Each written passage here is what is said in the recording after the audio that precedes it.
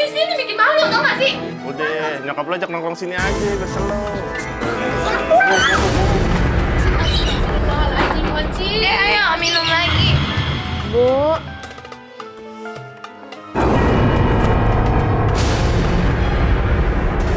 Ya Allah, kamu kok selalu mabuk ya, Oci? Setiap hari kamu selalu mabuk, ya Allah, Oci. Dengar-dengar kayak ada yang mau tobat nih. Ha, tobat, urusin aja dulu tuh tato.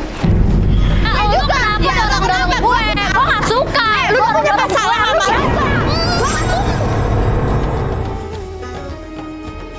Hai orang-orang yang beriman, bertaubatlah kepada Allah dengan taubatan nasuha, taubat yang semurni-murninya. Mudah-mudahan Robmu akan menutup kesalahan-kesalahanmu dan memasukkanmu ke dalam jannah yang mengalir di bawahnya sungai-sungai.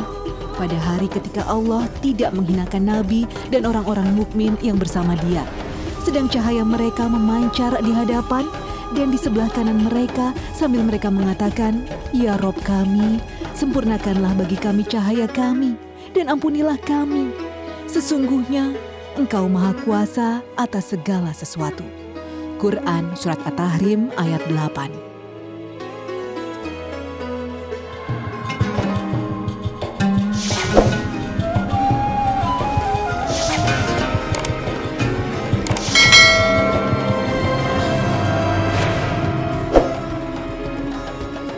Assalamualaikum warahmatullahi wabarakatuh. Selamat pagi pemirsa Tawakal yang dirahmati Allah Subhanahu wa taala.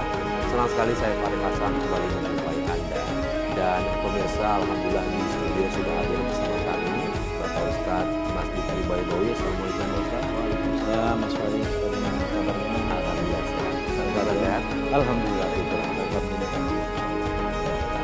Baik, terima kasih. Dan selain Bapak Ustadz Mas Duki Baidowi juga sudah hadir bersama kami seorang narasumber. Kami memanggilnya dengan nama Mbak Oci. Assalamualaikum Mbak Oci. Waalaikumsalam. Nah Mbak Oci, boleh ceritakan langsung aja ke kita ada permasalahan hidup seperti apa? Jadi gini, Mas. Saya ini anak satu-satunya dari papa dan mama saya.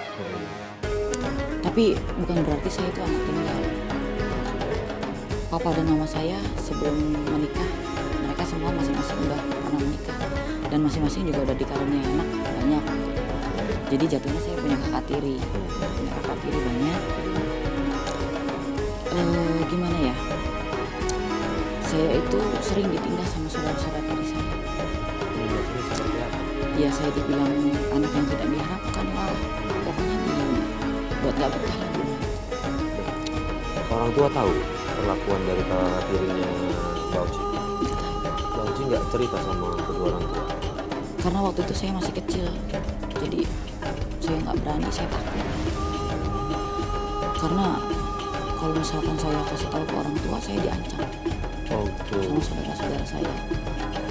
Oke, terus kemudian sampai berapa lama bertahan seperti saya itu? bertahan sampai bertahun-tahun. Dari saya kecil sampai saya remaja. Oke. Pokoknya lama-lama Kak, gimana ya, batin saya tuh ngerasa saya harus berontak. Saya tuh nggak bisa diginiin terus. Akhirnya saya berontak. Saya kabur aja dari rumah. Kabur dari rumah. Sebelum saya tanya lebih lanjut lagi, saya mau ke Pak Ustadz. Walaupun memang bukan adik kandung Pak Ustadz, sebaiknya seingat setara apa sih Pak Ustadz ketika mereka harus tinggal bersama di Pak Ustadz, orang tua sudah menikah kembali Pak Ustadz? Ya sebenarnya bukan adik kandung itu bukan berarti apa namanya bukan saudara, itu kan sebenarnya saudara. Kalau disebut saudara tiri sebenarnya tidak terlalu pas ya, terutama yang dalam hubungannya dengan bapak. Kalau hubungannya itu li'ab itu kan sebenarnya itu sama dengan saudara kandung. Dan perlakuan saudara itu ya itu sama sebenarnya kan. Lalu yang kedua sebenarnya memang itu sangat tergantung kepada bagaimana perlindungan dari orang tua. Nah, perlindungan dari orang tua terhadap anak yang baru yang sebelumnya memang sudah punya anak itu kan mestinya memang ada hal-hal tertentu yang mesti diingatkan kepada saudara-saudara yang lebih tua. Jangankan itu satu ibu ataupun satu ayah ya. Dalam Al-Quran, dalam Islam itu dijelaskan bahwa rodok pun, saudara sesusu pun itu saudara. Dan itu perlakuannya juga sama dengan saudara. Dan peristiwa sebagaimana yang dialami Oci itu juga banyak dialami oleh keluarga-keluarga yang lain. Bahkan di dalam Al-Quran pun diceritakan mengenai bagaimana kisah Nabi Yusuf ya. Nabi Yusuf itu kan adalah putra dari Nabi Yakub dari istri yang paling muda. Dan itu dicemburui oleh saudara-saudaranya yang lain. Jadi ini persoalan klasik di dalam keluarga. Dan inilah sebenarnya yang kita mesti pandai-pandai ya, terutama sebagai kepala keluarga, ibu rumah tangga, menjaga secara psikologis kondisi-kondisi seperti itu. Nah, Mbak Oci setelah memutuskan keluar rumah, kemudian tinggal di mana dan itu apa yang Mbak Oci lakukan? Pokoknya gimana ya, udah nggak betah, pokoknya tinggal di rumah. Saya cabut. Saya ketemu temen, kebetulan juga temen dia udah mandiri. Saya ikut kerja sama dia, ikut kerja di karaoke. Memang sih saya belum tahu sebelumnya. Saya ikut kerja karaoke. Terus saya juga tinggal di mes yang udah disediain. Saya tinggal di sana. Tapi saya nggak betah. Kenapa? Karena gajinya kecil, udah gitu banyak dikelilingin sama laki-laki hidung belang. Terus berhubung gajinya kecil gitu kan, ya saya coba kasbon deh sama bos karaoke itu. Saya coba kasbon atau ngutang lah mas, numpuk lah, makin lama hutang saya makin numpuk, makin banyak.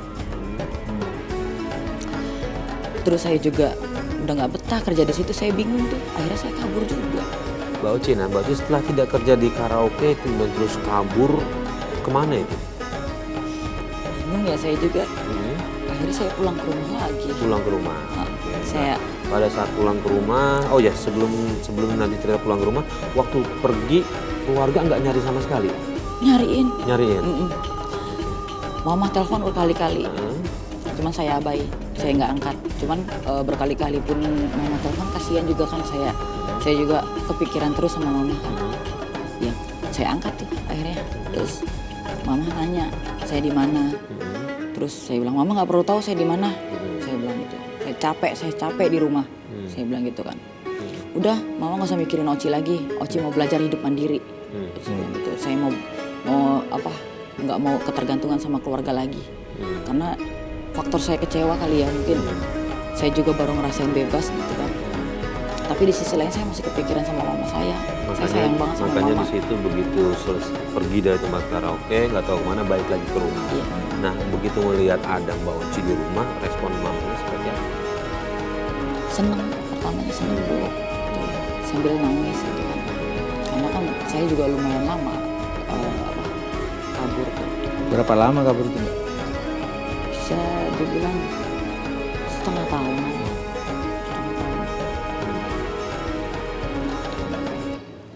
Terus kemudian pulang ke rumah, saudara-saudara masih memperlakukan hal yang sama atau sudah berubah? Mungkin juga sudah agak berubah.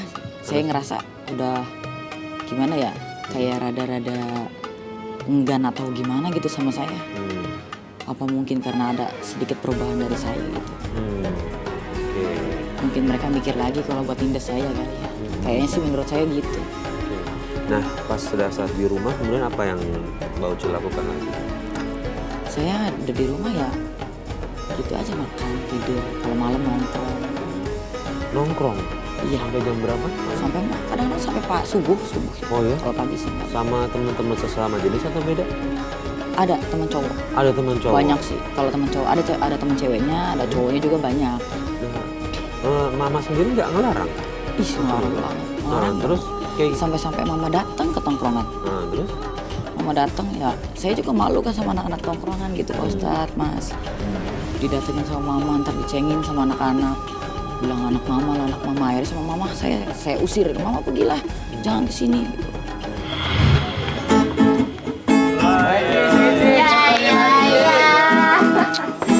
Tambah nabe, tuang.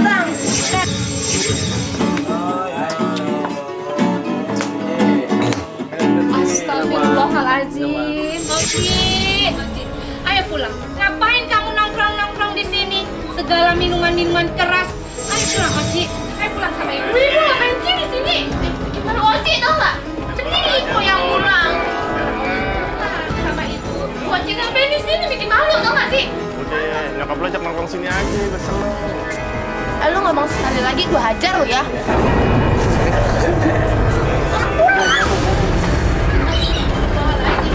Ayo minum lagi. Minum lagi, Yuk, lanjut. Ini sepertinya yang saya lihat dari Mbak Oci pada saat itu ya, dia butuh pelampiasan lain karena di rumah dia juga bingung harus ngapain, akhirnya berlari ke tempat tongkrongan dan kemudian minum-minuman keras ya, dimana ini sih juga banyak terjadi di luar nih Pak Ustadz. Kira-kira apa yang harus dibentengi untuk orang tua agar anak tidak seperti itu dan juga buat anaknya sendiri Pak Ustadz? Iya, jadi pertama memang anak yang ada di dalam keluarga itu oleh orang tua ya, tentu saja yang perlu dibentengi pertama kali itu soal bagaimana membangun kepribadian itu, akhlak, karakter. Membangun akhlak itu saya kira memang harus banyak melewat contoh-contoh yang konkret dari kedua orang tua dan keluarga. Lalu yang berikutnya tentu biasanya anak yang dalam keluarga yang berhasil itu adalah anak yang memang dari awal sudah difokuskan untuk mempunyai cita-cita gitu ya. Cita-citanya apa, dan itu yang harus dikejar biasanya. Untuk mengejar cita-cita itu kan lewat pendidikan gitu kan. Nah, Mbak Oci ini ya rupanya tidak mendapatkan itu ya. Yang didapatkan di situ itu adalah keluarga yang kurang harmonis kira-kira, karena antara satu saudara dan saudara yang lain berasal dari bapak dan ibu yang berbeda-beda dan belum berhasil dibangun sebuah keluarga yang sakinah gitu, seperti itu. Tapi sebenarnya itu bukan sesuatu yang terlambat, karena kalau tidak dibangun yang dulu maka bisa dibangun pada saat ini, bahkan pada yang akan datang pun keluarga sakinah itu masih bisa dibentuk. Bahkan sekalipun misalnya Mbak Oci ataupun saudara-saudara lain itu nanti sudah berkeluarga masing-masing, saya kira tetap aja jadi hubungan-hubungan yang baik dari saudara-saudara Mbak Oci bersama orang tuanya itu bisa dibangun kembali dengan baik. Jadi belum terlambat untuk membangun keluarga sakinah itu. Ya, masih banyak waktu seperti itu. Oke, pernah nggak Mbak Oci pulang ke rumah gitu dalam kondisi mabuk? Pernah. Terus mama bagaimana? Mama marah-marah, mama negor, menangis. Mama bilang mau sampai kapan. Oke, pada saat itu sudah bisa dipastikan mungkin Mbak Oci tingkat kesadarannya tidak penuh. Tapi sempat terlintas masih melihat muka mamahnya ngomong kayak gitu, kayak apa sih? Terlintas ada tek gitu ya, bener nih kata mama, ada perasaan seperti itu nggak? Ada sih, sempat ada. Cuman gimana ya, masih bingung juga. Bingungnya kenapa? Di sisi lain juga kayaknya pas pada saat itu aku masih nyari jati diri. Dan menikmati yang tempat-tempat nongkrong itu gitu. Sangat menikmati, karena di luar sana nggak seperti apa yang aku dapat di rumah. Nah, selain nongkrong-nongkrong ada perbuatan lain nggak yang mungkin mamanya Oci marah gitu sama Oci? Nah, itu dia Mas, Apa? tato. Saya punya tato, banyak banget tato di badan saya. Oke. Kenapa Oci? Ya. Oci memutuskan untuk berani tato apa? Tapi Oci pada saat itu tahu kan kalau tato itu tidak diperbolehkan. Ngerti Ya di sekolah sebenarnya? juga kan Diajarkan kan? diajarkan kalau tato itu nggak baik gitu kan. Cuman kan dari mungkin juga saya masih labil ya, waktu itu saya masih labil. Ya saya ikut-ikutan aja, saya cobain. Terus nggak tahu kalau memang tato itu nyandu, saya juga nggak tahu. Sampai-sampai badan saya penuh dengan tato, dan saya juga nggak tahu. Terus awal mulanya ya saya ikut-ikut teman-teman bilang ayo dong, nggak gaul lo gitu, kayak nggak asik lo, nggak kompak lo gitu deh pokoknya teman bilang. Ya akhirnya saya buat sekali, saya buat 2 kali, ya, lama-lama keterusan gitu. Pas saya lihat, wah indah juga ya saya lihat gitu kan. Saya juga belum kepikiran kalau misalkan nantinya bakal menyesal seperti ini. Oke, baik Pak Ustadz. Hukum tato dalam Islam itu bagaimana Pak Ustadz? Karena yang pernah saya dengar, sholat kita nggak sah Pak Ustadz, wudhunya tertutup oleh tatonya dan wudhunya. Seperti itu betul Pak Ustadz? Ya, jadi memang ittifaqul ulama ya, tato itu memang ya haram, tidak boleh, mencegah terhadap proses proses wudhu ya untuk seseorang. Tapi kalau misalnya adik siapa namanya? Adik Oci itu ada penyesalan dan ingin bertobat, saya kira ya tidak apa-apa, dilakukan saja, upayakan untuk dihapus. Tapi kalau kemudian dihapus tidak bisa juga, ya tetap aja jalankan proses tobatnya Oci. Dan Mbak Oci harus yakin bahwa proses tobat itu sangat penting dan dianjurkan dalam agama. Ada satu hadis yang menerangkan bahwa kalau misalnya seorang hamba itu tidak berbuat dosa, gitu, jadi dia suci terus, manusia itu semuanya tidak berbuat dosa, maka Allah akan menciptakan makhluk yang lain yang bisa berbuat dosa. Dan kemudian ketika makhluk lain itu berbuat dosa, maka kemudian Allah akan mengampuni terhadap makhluk lain itu ketika dia memohon ampun. Itu artinya apa? Allah memberikan aba-aba kepada manusia. Tangan Allah, kekuasaan Allah untuk memberikan maaf itu sangat-sangat besar. Dan Allah memang sebelum menciptakan manusia kan memang menciptakan makhluk yang tidak berbuat dosa, namanya malaikat. Ya. Lalu kemudian Allah menciptakan makhluk yang bisa berbuat dosa. Dan itulah kemudian Mbak Oci jangan khawatir bahwa karena ada tato lalu kemudian mau bertobat tidak diterima tobat itu akan diterima tobatnya asalkan tobatnya adalah tobatan nasuha gitu. Jadi itu janji Allah itu. Jadi ada itu hadis yang diriwayatkan oleh Imam Hakim. Jadi sangat luas. Samudra ampunan Allah itu luar biasa kepada manusia itu. Jadi nggak usah khawatir karena tato ataupun dosa apapun.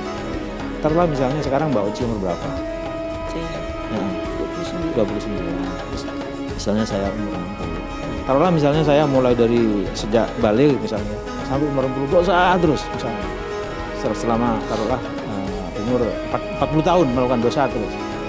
Sekarang 40 tahun dosa bisa dibandingkan ampunan Allah yang maha luas. Ketika akhirnya saya itu melakukan permohonan maaf, Allah akan mengampuni dari 40 tahun dosa yang lalu.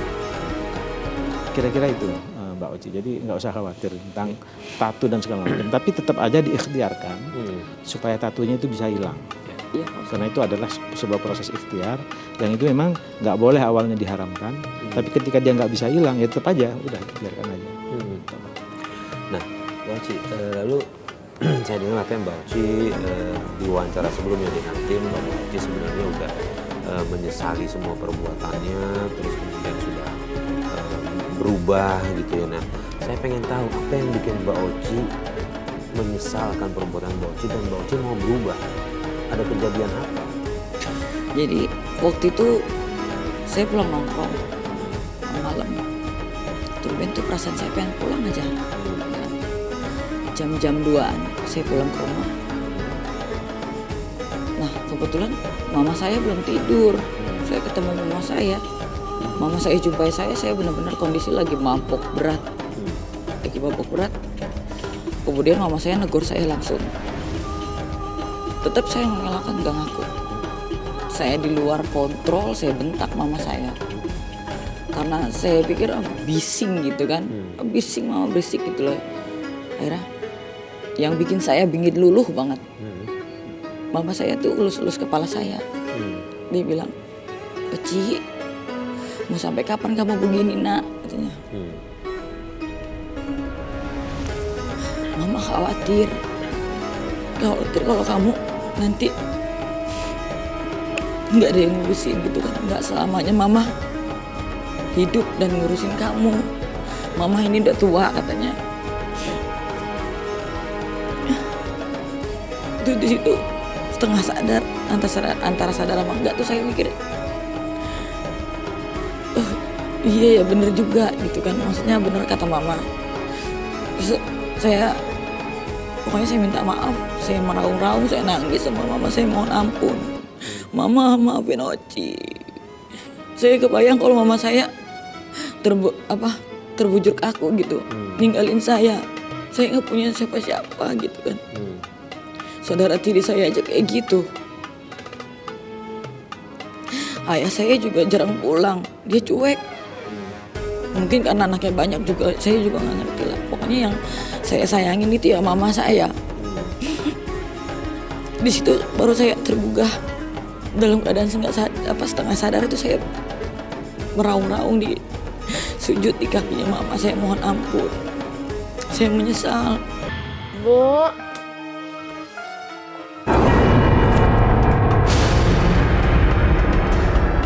kamu kenapa nak? Oci, apa Bu? Ya Allah, kamu kok selalu mabuk ya Oci? Setiap hari kamu selalu mabuk ya Allah Oci. Oci. Oh, ibu ribet deh.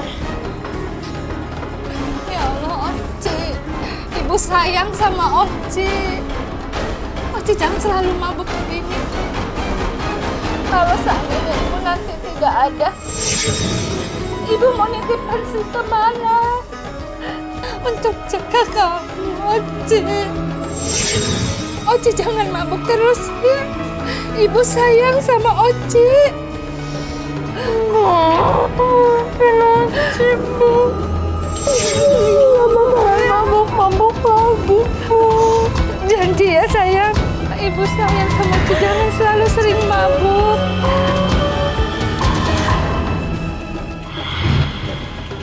Syukur alhamdulillah Allah masih kasih umur buat Oci bisa berubah. Kita senang mendengarnya, tapi saya dengar katanya ada cobaannya dari perubahan dari Iya bener Mas. Mbak Oci. Cobaannya apa Mbak? Jadi gimana ya, saya kan udah bener-bener niat mau tobat gitu kan, mau berubah. Tapi ada aja gitu cobaannya, kayak tetangga. Ya bukan lebih tua dari saya sih, masih sepantaran tapi di atas saya dikit lah. Bilang yakin tuh mau tobat, terus kalau mau tobat hapuslah tatonya gitu-gitulah. Ini intinya berulang-ulang saya dengar, saya diemin sekali dua kali, saya diemin. Mungkin juga karena sering jiwa jalanan ya, udah terbiasa di luaran rumah gitu kan. Saya emosi saya meningkat. Saya nggak pandang bulu dia siapa, saya samperin. Saya ajak berantem dia.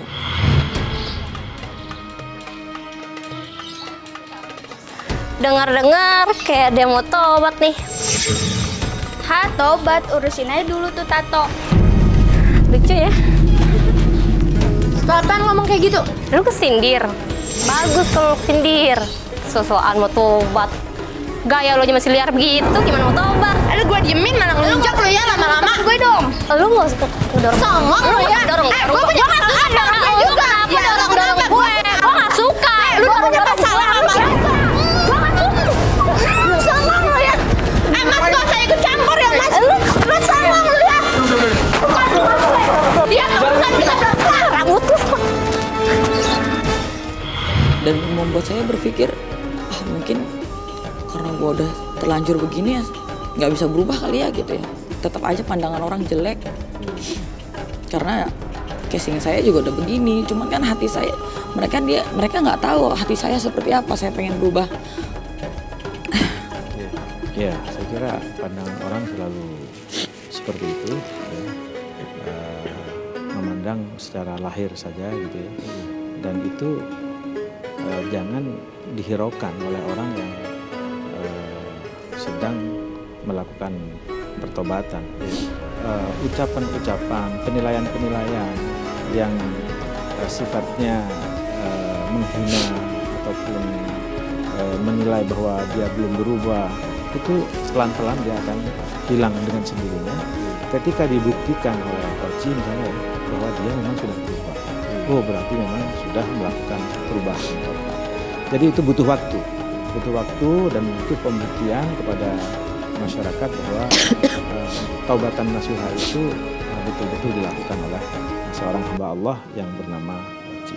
Dan itu yang mudah-mudahan Allah menakdirkan seperti itu, hidayah diberikan kepada Oci dan keluarganya, sehingga bisa menjalani sebuah proses kehidupan pertobatan yang taubatan nasuha. Amin. Baik Pak Ustadz, sebelumnya sebenarnya tim sudah juga mengundang ibunya Oci, karena tim mencoba untuk masuk ke studio karena ibunya ada ingin yang disampaikan ke Pak Oci. Mungkin Pak Oci di rumah belum kenal ibu apa, tapi di sini dia mau ngomong ke Pak Oci. Itu juga bagian dari niatnya ibu untuk bisa berbagi pengalaman sama pemirsa di rumah apa yang dia lakukan. Kita undang langsung saja ya. Silakan. Assalamualaikum Bu. Ya.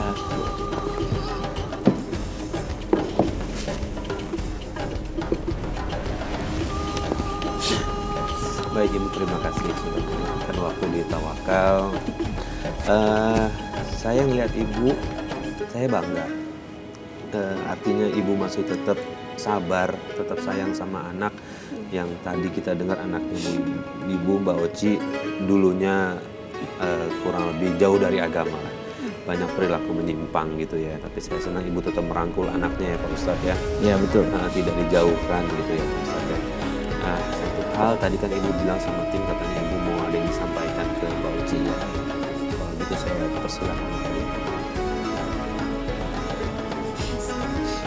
Saya hanya ingin Pak Ustadz, Ya. Oci itu mempunyai teman laki-laki. Oh ya. Segera menikah maksud saya. Ya. Walaupun dia pernah kecewa dengan laki-laki itu. Tapi saya ingin dia menyadari kodratnya seorang wanita. Oke, intinya adalah Ibu ingin Oci berumah tangga begitu ya. Ya. Karena dari perubahan yang ada di Oci akan lebih lengkap lagi ketika dia berumah tangga begitu ya Bu ya. Oke. Iya, saya kira keinginan dari Ibu Oci itu adalah sebuah keinginan yang baik. Dan doa Ibu itu adalah doa yang sangat mustajab, yang sangat makbul.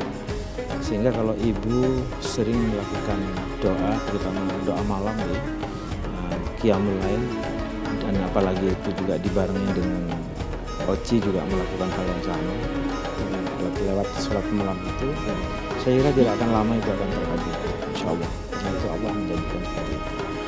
Ibu katanya khawatir karena dia terlalu sering bermain sama teman-teman perempuan ya, tidak ada satupun teman laki-laki.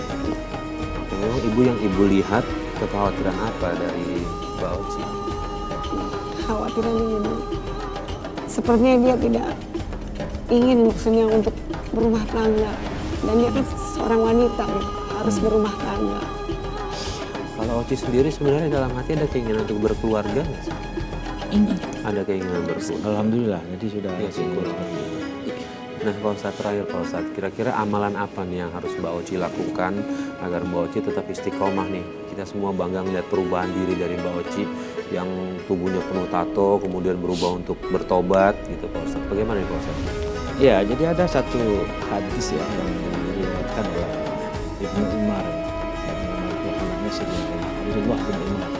Dia berkisah tentang sebuah kejadian di mana Rasulullah SAW itu dalam satu majelis dia itu beristighfar dalam satu waktu saja gitu, duduk gitu ya, dalam satu majelis beristighfar sebanyak 100 kali. Kita tahu Rasulullah itu maksum, ya, Rasulullah itu maksum, artinya dia terbebas dari dosa. Lalu kenapa Rasulullah sudah terbebas dari dosa tetapi masih memohon maaf kepada Allah dalam satu waktu saja itu 100 kali, belum waktu-waktu yang lain. Itu artinya dia mau mengajarkan kepada umat Muhammad gitu ya untuk selalu beristighfar.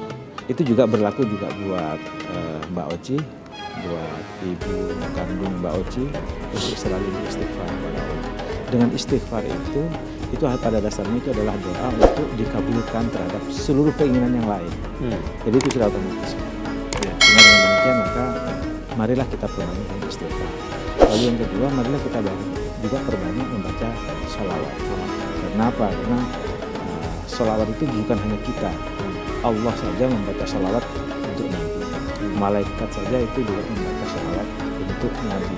Apalagi kita. Dalam hadis-hadis yang lain juga disebutkan setiap kita membaca sholawat maka itu ada malaikat yang menyampaikan bacaan sholawat kita kepada Nabi. Lalu kemudian Nabi menjawab, rohnya Nabi menjawab terhadap bacaan sholawat kita. Seluruh umat manusia yang membaca sholawat itu diberikan kekuasaan oleh Allah kepada Nabi untuk menjawab sholawat yang kita sampaikan. Saya kira dua hal itu sangat penting untuk kita. Baik, terima kasih Pak atas semua nasihatnya buat Pak Oci. Mudah-mudahan apa yang tadi Pak Ustadz sampaikan coba diamalkan. Insya Allah saya senang Mbak Oci sudah mulai berubah jauh lebih baik lagi. Insya Allah kalau buat ibu perkara jodoh memang Allah sudah mengatur itu, tapi prosesnya pun harus tetap dijaga ibu. Yang paling penting adalah ini permatanya ibu dijaga baik-baik. Insya Allah. Ya. Oh iya, bagus tuh.